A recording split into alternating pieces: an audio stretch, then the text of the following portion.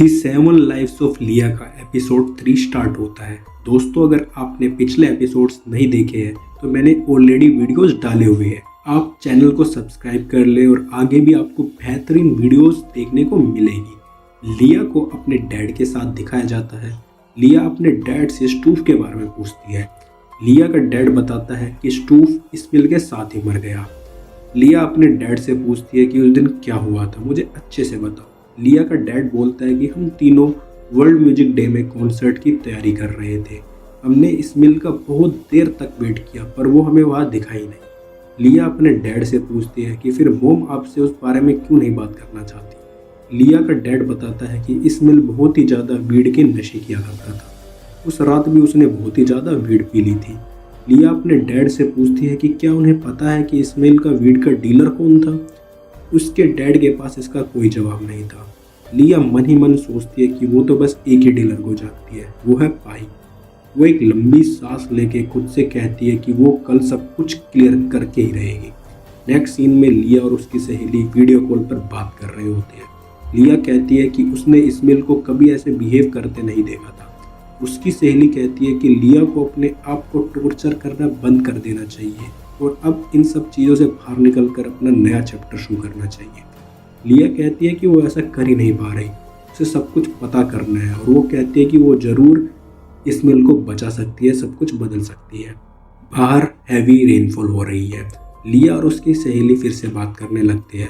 लिया कुछ फोटोज़ देख के कहती है कि शायद ये वर्ल्ड म्यूजिक डे का दिन था, लेकिन इसमें इस्माइल नशेड़ी तो लग नहीं रहा। लेकिन रोमेन कहती है कि क्या ही फ़र्क पड़ता है। रोमेन कहते हैं कि लिया को 30 साल पहले की चीज़ों के बारे में इतना परेशान नहीं होना चाहिए। उन्हें नहीं पता कि ये लोग कौन है और उनकी ज़िंदगी से क्या लेना देना है। रोमेन कहती है कि वो अब सोने जा रही है, लेकिन लिया बोलती है कि वो जानती है कि तुम किसी से बात कर रही हो टेक्स्ट मैसेज पे। रोमेन बोलती है कि वो डोरा है, वो डोरा से बात कर रही है और उनके बीच अब कुछ चल भी रहा है। फिर वो दोनों हंसने लग जाते हैं और लिया अब गुड नाइट बोल के वीडियो कॉल रख देती है। लिया अब सोचती है कि अगर इस्मिल वर्ल्ड म्यूजिक डे को मरा था तो वर्ल्ड म्यूजिक डे 21 जून को है और उसके पास अब 5 दिन ही बाकी है। और ऐसे ही लिया अब सो जाती है। सीन चेंज होता है और अब लिया खुद को पाई के बॉडी में पाती है और वो देखती है कि वो किसी लड़की के साथ सो रहा था। उसे याद आता है कि आज तो फाइट वाला दिन है। लिया जो कि पाई की बॉडी में है उस लड़की को नहीं जानती है। लिया कहती है कि आज लड़ाई का दिन है। पाई जिस लड़की के साथ सो रहा था वो उससे लड़ने लग जाती है। तुम मुझे भूल गए हो कि मैं कौन हूँ, मुझसे ठीक से बात नहीं करते। और वो लड़की गुस्से में वहाँ से चली जाती है।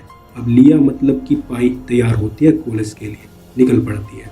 लेकिन फिर वो सोचने लगती है कि शायद ये पाई है जिसने सब कुछ शुरू किया था, जिसने इस्माइल को मारा था। लिया कहती है कि अगर पाई इस्माइल को मारने वाला है तो वो कुछ कर सकती है इस बारे में। वो कहती है कि वो इस साइकिल ऑफ वायलेंस को तोड़ देगी और इस्माइल को बचा लेगी। फिर लिया कॉलेज के लिए बस में बैठती है। पाई और उसके दोस्त बात कर रहे होते हैं। पाई दोस्त उसके स्कूटर के बारे में पूछते हैं, स्केटबोर्ड के बारे में पूछते हैं, फिर सैंड्रा के बिग बूब्स के बारे में बात करते हैं। फिर उसका दोस्त उसको ड्रग्स देता है और वो बोलता है इसे ले लो, तुम इस्मिल की आज फाइट में गांड तोड़ दोगे। फिर लिया जो कि पाई के बॉडी में रहती है वो बोलती है कि इस फाइट से उसका कोई लेना देना नहीं है, वो कोई फाइट नहीं करना चाहता और वो ये फाइट सब कुछ को बेकार मानता है। उसके दोस्त बोलते हैं बेटा तुझे तो अब लड़ना ही पड़ेगा, पूरा कॉलेज तुम्हारी लड़ाई के इंतज़ार में है। अब अगले सीन में वो सब कॉलेज पहुंच जाते हैं। स्टूफ और करेन बात कर रहे होते हैं। वो लंदन म्यूजिक की पढ़ाई के एंट्रेंस एग्जाम के बारे में बात करते हैं। वो बोलता है कि तुम बहुत टैलेंटेड हो, तुम ज़रूर सेलेक्ट हो जाओगी। इसी बीच इस्माइल आता है। वो अपने कॉन्सर्ट के लिए पर्चे लोगों में बांटने लगता है और अपने इवेंट में सबको इन्वाइट करता है। फिर इस्माइल के पीछे पीछे लिया टॉयलेट में जाती है। वो इस्माइल को समझाती है कि तुम जल्दी मरने वाले हो। इस्माइल भड़क जाता है पाई पे, बेटा तू मारेगा मुझे, तेरे जैसी की धमकी बहुत देखी है, इस फाइट में मिल, मैं तुझे बता दूँ। लिया बोलते कि मुझे कोई फाइट नहीं करनी, तुम अपना ध्यान रखो, तुम मरने वाले हो। लेकिन इस्माइल वहाँ से चला जाता है।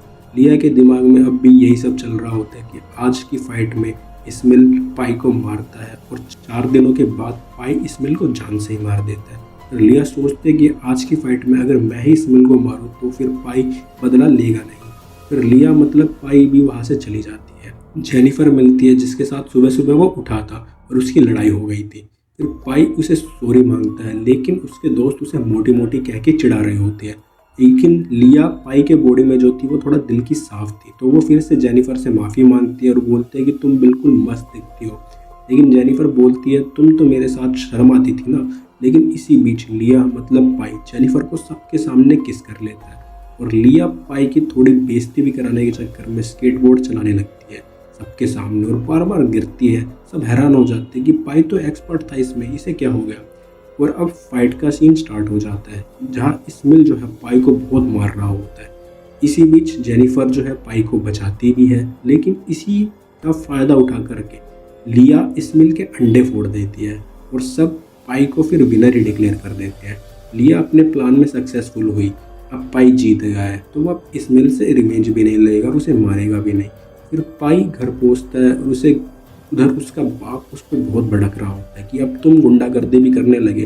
पाई का बाप उसे मारता है और उसे अपने रूम में जाने को बोलता है। रूम में पहुंचता है तो उधर जेनिफर होती है, वो उसके आइस पे जो है उसके बाप ने जो मारा होता है उस पर आइस लगाती है और बोलती है कि आज के बाद तुम्हारे पास मैं कभी नहीं आने वाले थे, पर आज जो तुमने सबके सामने किस किया इसलिए मैं फिर से तुम्हारे पास आ गई हूँ। और फिर दोनों के बीच रोमांस चालू हो जाता है। अब लिया को ये सब बहुत ऑकवर्ड लग रहा होता है क्योंकि वो अंदर से एक लड़की है और वो लड़की के साथ सो रही है। तो पाई जो है इजैक्यूलेट जेनिफर के अंदर ही कर देता है। उसके लिए भी लिया फिर सॉरी बोलने लग जाती है। जेनिफर हंसने लगती है कि आज तुम बहुत अलग अलग बिहेव कर रहे हो और लिया अपने आप से बोलती है चलो आज तो मैंने इस्मिल को बचा लिया। और पाई सो जाता है और लिया फिर अपने बॉडी में ही खुद को पाती है अगली सुबह। फिर वो लैपटॉप चेक करती है कि इस्माइल के बारे में, लेकिन वो न्यूज़ में उसे मरा हुआ ही पाती है। लिया फिर सोचती है मैंने तो अपने तरफ से पूरी कोशिश की फिर भी नहीं बचा पाई, पर कोई नहीं, अभी भी मेरे पास कुछ और दिन है, मैं ज़रूर तुम्हें बचा लूँगी। फिर लिया साइकिल उठा करके पाई के ऑफिस में जो कि प्रेजेंट डे में होता है उधर जाती है। वो पाई से मिलती है और उससे बोलती है कि मैं एक प्रोजेक्ट पे काम कर रही हूँ, उसके लिए मुझे तुमसे काफ़ी सारे इनपुट चाहिए। वो बोलता है ये एम्पायर मेरे डैड ने खड़ा किया तो उनसे बात करनी चाहिए। पर लिया उसको डायरेक्ट फिर इस्मिल के बारे में पूछने लग जाती है। वो मना कर देता है कि वो उसे नहीं जानता। लिया बोलते हैं कि तुम दोनों एक ही साथ स्कूल में थे, जब वो मरा था वो गांजे के नशे में था और इस एरिया में तुम ही हो जो सालों से गांजे का काम कर रहे हो और तुम्हारे पास एक गन भी है और उसी गन से तुमने इस्मिल को मारा। लेकिन पाई साफ साफ मना कर देता है मेरा इस केस से कोई लेना देना नहीं है, चली जाओ यहाँ से। फिर लिया वहाँ से जा रही होती है। उसी बीच वो अपनी माँ को पाई के साथ देख लेती है। पाई उसको बोल रहा होता है कि तुम्हारी बेटी आई थी एक स्कूल प्रोजेक्ट को लेके, वो इस्मिल के बारे में मुझसे पूछ रही थी, मुझे ड्रग डीलर बोल रही थी और वो बोल रही थी कि मैंने इस्मिल को मारा, क्या तुमने ये सब लिया को बताया। लेकिन उसकी माँ जो है वो सब कुछ मना कर देती है। ये सब लिया देख रही होती है। वो दोनों आपस में गले भी मिलते हैं। ये सब देख के लिया अपनी मोम को मनी मन कुतिया बोल रही होती है और वहाँ से चली जाती है रोमेन के पास। वो ये सब रोमेन को बताती है सारा सीन जो भी हुआ था। रोमेन फिर से वही बोलती है तुम्हें इस मर्डर के लफड़ों से दूर रहना चाहिए। लेकिन लिया बोलती है मेरे मन में पूरा दिन यही सब चलता रहता है, मैं अपने आप को रोक ही नहीं पा रही। लेकिन फिर रोमेन उसका मूड हल्का करने के लिए स्केटबोर्ड यार्ड में जाती है। लिया को तो पहले नहीं आती है स्केटबोर्डिंग, लेकिन जो बॉय के बॉडी में उसने सीखी होती है वो सब करके रोमेन को दिखाती है। और फिर उधर लिया जो है वो जेनिफर से मिलती है और जेनिफर बताती है कि वो अभी सिंगल ही है, उसकी कोई डॉटर भी नहीं है। लिया फिर अपना सर पकड़ के बोलती है यार ये मैंने क्या कर दिया, मैंने तो डोरा को ही मार दिया। क्योंकि प्रेजेंट डे में डोरा जेनिफर की बेटी होती है, लेकिन अब जेनिफर मना कर रही है। इसका मतलब है उसने पास्ट में जो कि वो पाई की बॉडी में थी उसने ज़रूर कुछ ना कुछ ऐसा कर दिया जिसकी वजह से अब वो डोरा का एग्जिस्टेंस ही ख़त्म हो गया है। और अब एपिसोड यही ख़त्म हो जाता है। दोस्तों आगे के एपिसोड के लिए वीडियो लाइक और चैनल को सब्सक्राइब करें।